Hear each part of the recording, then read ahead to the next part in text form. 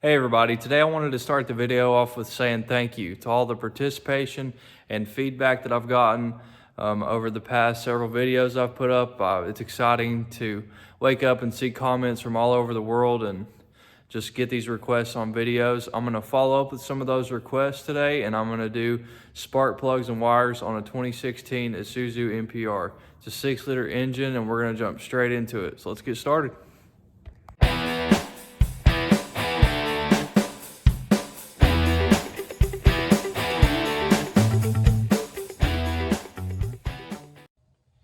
So the first thing I wanted to address, if you've got a check engine light for a misfire on cylinder 1, 2, 4, 8, whatever, you're not sure which cylinder it is, if you look at the front of your vehicle, I'm on the passenger side. The passenger side is your even cylinders. So you've got 2, 4, 6, 8. Then on the driver's side, you've got 1, 3, 5, and 7. I always start on the passenger side because you have to take more stuff out of your way to get room to get down in here and work. The first thing we're gonna do is take off this air intake tube. You need to get a pair of snips and cut these zip ties.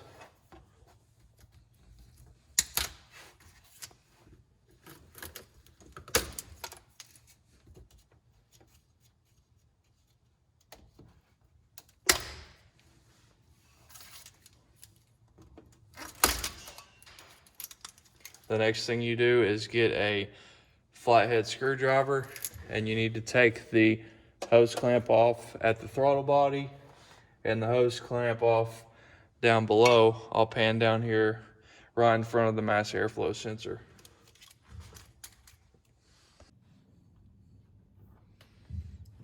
So your first hose clamp is going to be right here.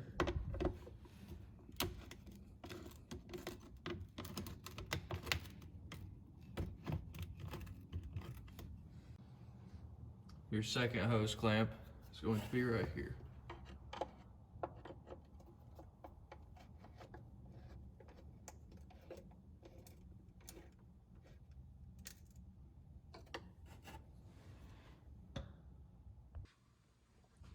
Now that you got this vacuum line free from the tube, either end loose, the last thing you need to do is take this vacuum hose loose and these two 12mm bolts.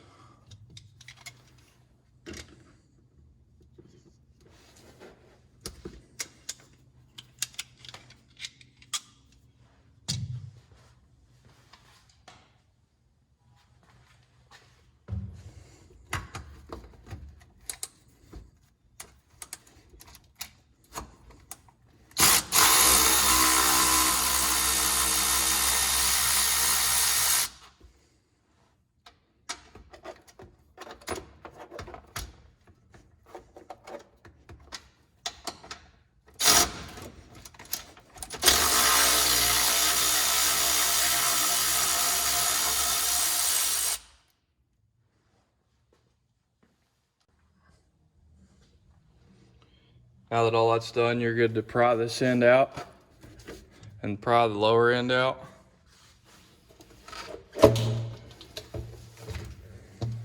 This whole tube comes right out of your way.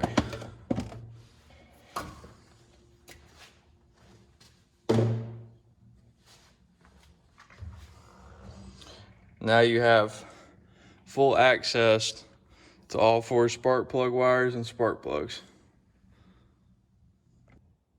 The 2 methods I use to get these spark plug boots off are 1, pair of channel locks. You can just come down,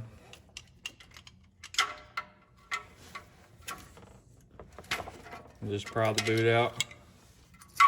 You see that each spark plug has a heat shield on it, and you can just take the heat shield right off and put it on your new spark plug wires.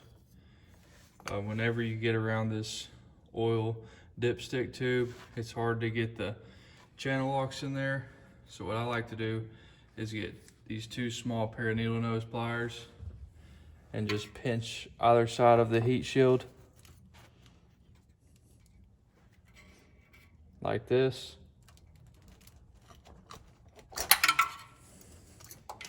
And pull it straight out.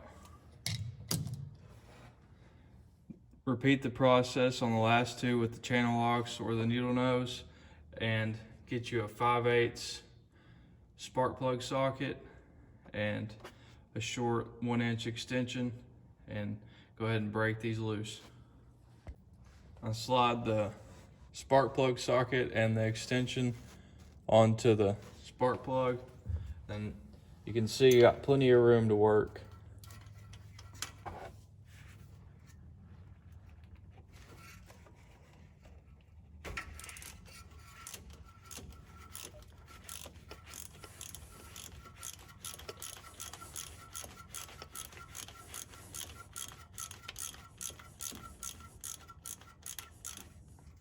Once it's loose, you can just wiggle it back and forth and thread it out by hand.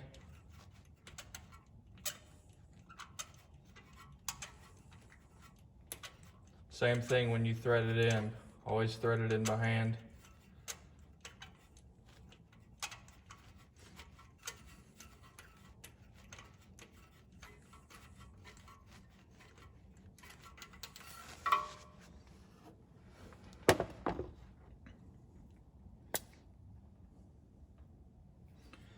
On your spark plug wire, obviously the bottom end is loose.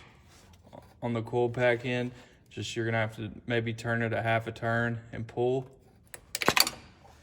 It'll come straight off. Like I said a minute ago, take your heat shield, and it'll just slide right on your new spark plug wire. You should hear a clicking noise whenever you reinstall this on your coil pack. Make sure it's seated all the way up on there.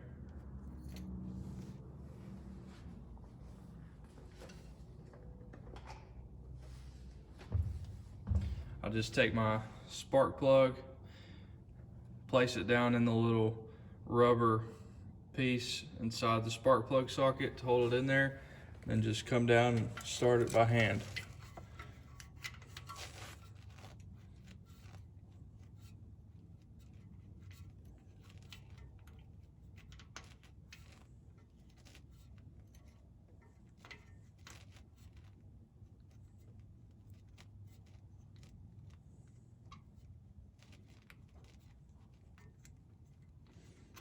You may have to wiggle it up and down a little bit to make sure that it's going in there properly, but just run it all the way in as far as you can by hand, and then you're going to torque this to 11 foot-pounds. After you get the spark plug torqued down and you pull your torque wrench and your extension off, if your socket's being stubborn and staying on there, you can take this little pair of needle nose that you've got and just pull this socket off. You're going to do the exact same procedure on cylinder 4, 6, and 8, and then reinstall your air intake tube, your 2 hose clamps, 2 bolts, your vacuum line, and just 4 zip ties, and you're done on the passenger side. We're gonna jump over to the driver's side. I'm gonna show you the little plate to take off. First thing on the driver's side is there's a 10mm nut right here. Take it off.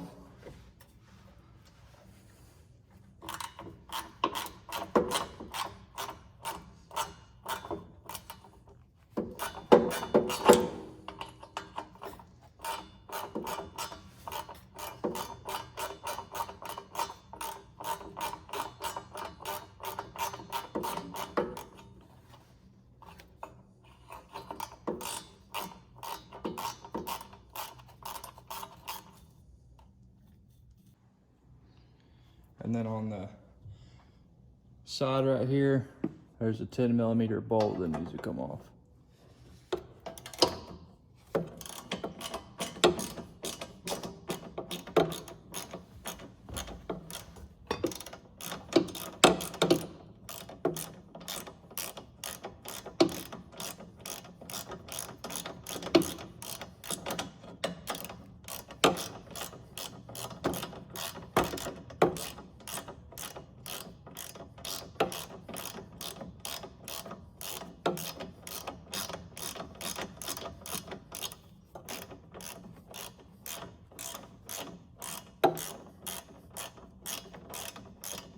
These two bolts are holding on the little heat shield.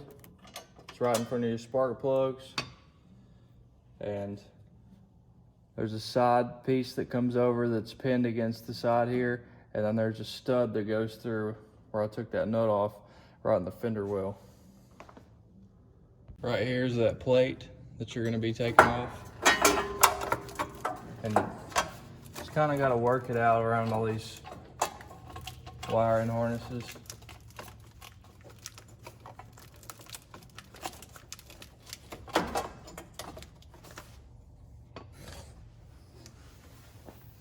Now you've got access to these four spark plugs and spark plug wires.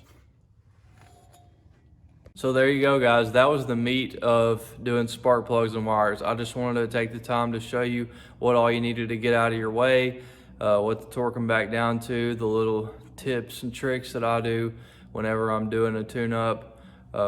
There's not really much to the tune-up after the spark plugs and wires other than checking belts, hoses, fluids, adding in a fuel treatment. You should be pretty limited on stuff that you have to do if you're keeping up with this maintenance like you should as it comes, and inspecting your NPRs good during oil changes. I hope that helps you guys. If you all have any questions or run into anything, you shouldn't have any issues. This whole spark plug and wires process should take you about 20 minutes. I hope that helped you guys, and you all have a great day.